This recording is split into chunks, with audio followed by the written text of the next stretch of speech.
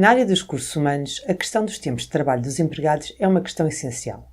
Em particular, são necessárias em muitas organizações um conjunto de contas correntes que se devem manter atualizadas e que queremos apresentar sucintamente neste vídeo. São elas as contas correntes de férias, as contas correntes do banco de horas, as contas correntes do descanso compensatório.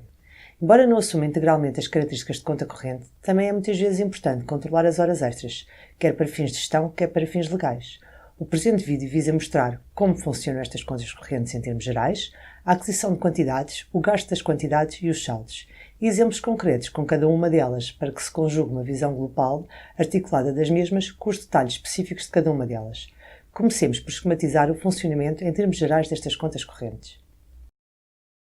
Vamos abordar 4 controles essenciais pelas suas implicações em termos de gestão e inclusive legais.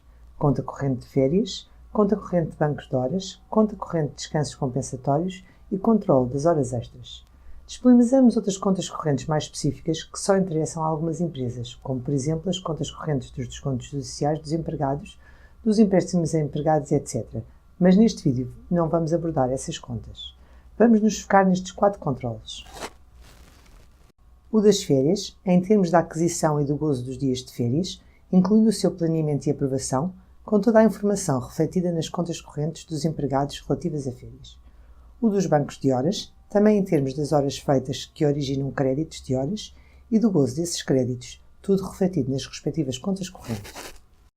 Note-se que os bancos de horas estão relacionados com a questão das horas extras.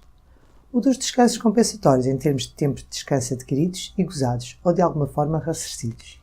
E finalmente o controle das horas extras, não só em termos de controles legais de máximos por tipo de período, ano, mês, semana, mas também da inter-relação com outros controles como os dos bancos de horas e descanso compensatórios. Vamos então aprofundar estes controles e as contas correntes que os consubstanciam.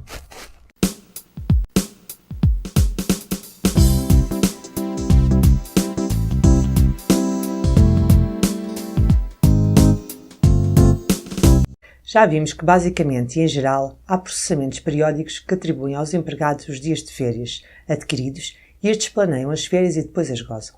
Note-se que existe um vídeo especificamente orientado à gestão das férias, onde tudo o que acabamos de referir é detalhado, inclusive em termos do papel e das ações dos diversos intervenientes, os empregados, as chefias e o Departamento de Recursos Humanos.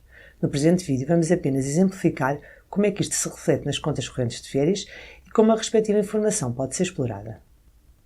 Este menu é em geral do Departamento de Recursos Humanos, mas as opções que vamos falar estão disponíveis noutros portais, como no das chefias e do empregado. A diferença é que no das chefias só se vêem os subordinados das chefias em causa e que no dos empregados só se vêem os dados do empregado que acede.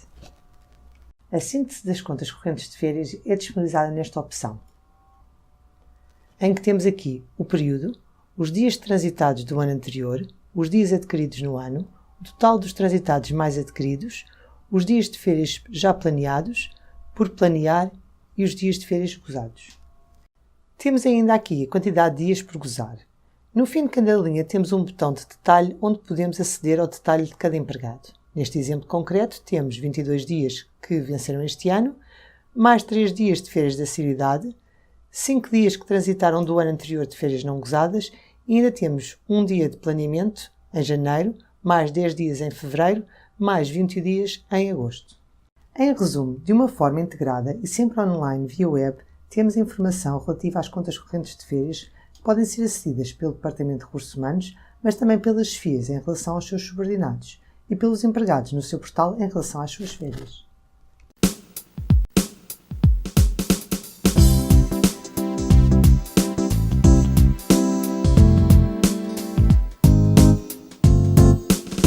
As horas extras, os bancos de horas e os descansos compensatórios estão de alguma forma relacionados, pois há algum grau de opção entre horas extras e banco de horas e uma relação estreita entre horas extras e descansos compensatórios.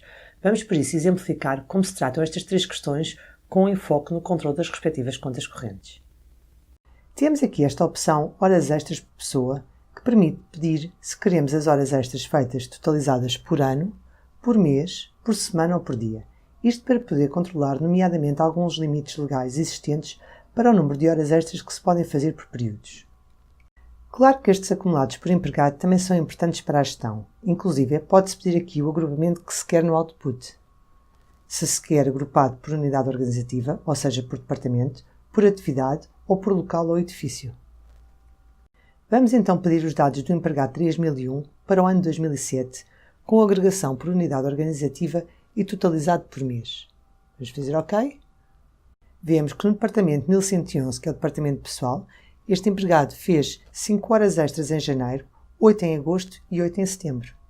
Um outro controle importante é o do banco de horas.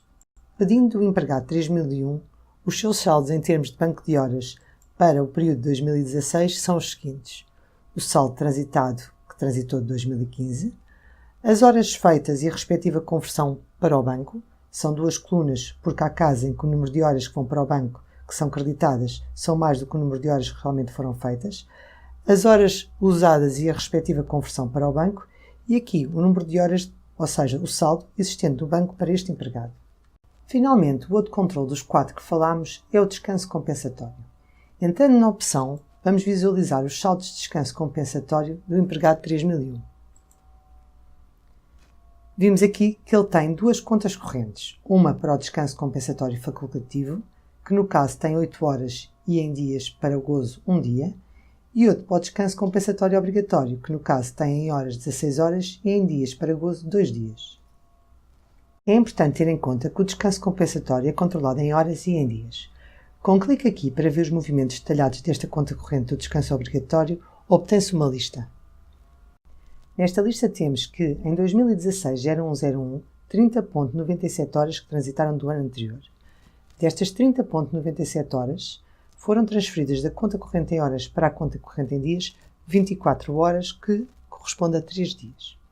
Depois temos aqui que, em 2016-0117, 1 hora feita em descanso semanal obrigatório, que vale 8 horas de descanso para a conta corrente de horas. Depois temos aqui, em 2016-0205, 8 horas usadas, o que deduz um dia na conta corrente de dias, e etc. Ou seja, temos todos os movimentos que explicam porque neste momento este empregado tem aqui ainda 2 dias de descanso na sua conta corrente de descanso compensatório obrigatório. Com este exemplo, terminamos esta apresentação das principais contas correntes de RH, em termos de assiduidade, que a nossa solução disponibiliza.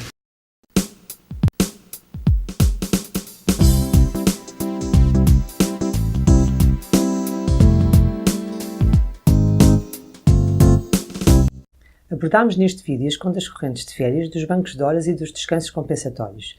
Vimos como funcionam e como respondem às necessidades importantes das organizações na área dos recursos humanos.